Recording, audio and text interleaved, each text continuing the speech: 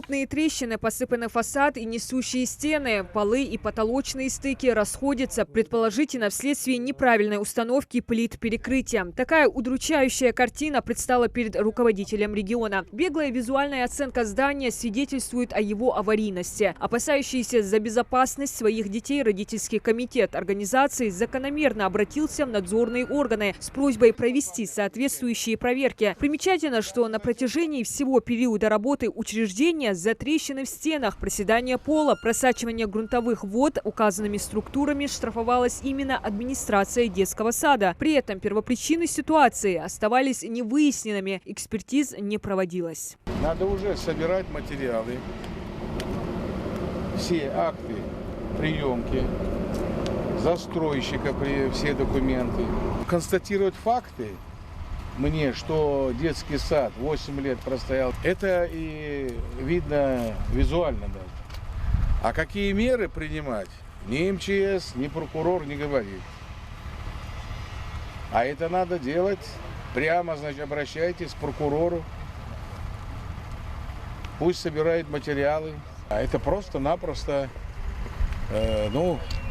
диверсии не назовешь, но вредительство точно.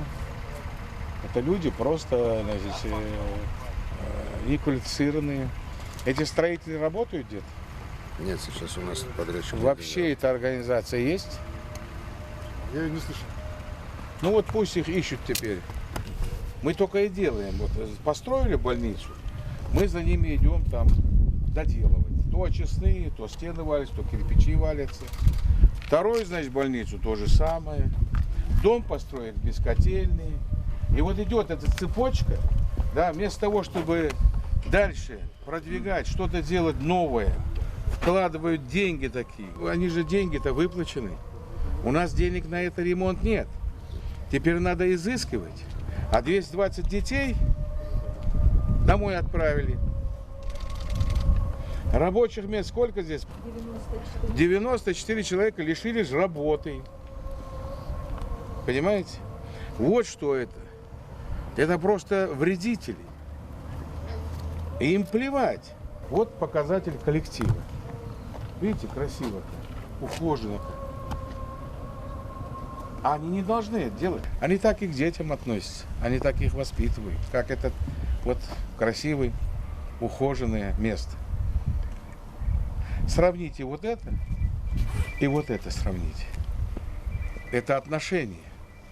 А ведь это строили наши жители республики. Гидроизоляция отсутствует, из-за чего потолки протекают, в подвалах стоит вода. Все это говорит не о нарушениях условий эксплуатации, а требований и норм строительства, которым занималась компания Limited.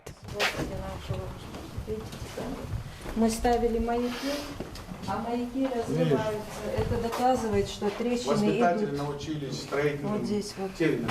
Маяки, все эти. Потому что я должна быть,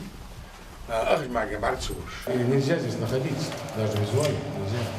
В восточной части один этот сад, это такой подарок был для жителей. И все дети вот этого восточного поселка сюда ходили. Нету больше здесь садика.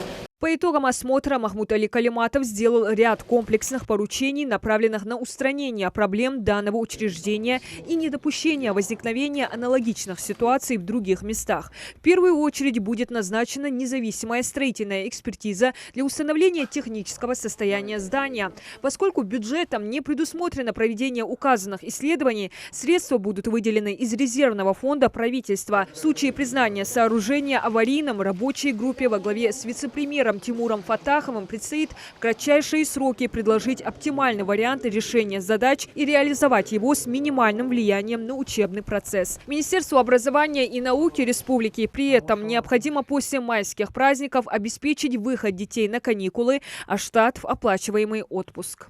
Мы только и делаем. Мы не идем вперед. Мы собираем все эти недоделки, переделки, аварийки и ходим по кругу. Деньги тратим. Но меня-то волнует в первую очередь матеря, которые сейчас с детьми пошли домой. И второе, безработные. Мало того, Он здесь единственный по Восточном. Вот в чем вопрос. И на это акцент. Детский сад там минимум, сколько он должен стоять? Лет 20 без ремонта? 25 лет без ремонта. Вот тебе 9 лет не прошло, на тебе держи. И главное, финансы-то не заложены. Если мы здесь не проведем строительную экспертизу, сюда ребенок не должен заходить. Вот что я хочу сказать. Не можем мы рисковать детьми. И вами тоже. Но экспертизу, когда положим, скажут, нет проблем. Тогда, может быть, какую-то часть закроем.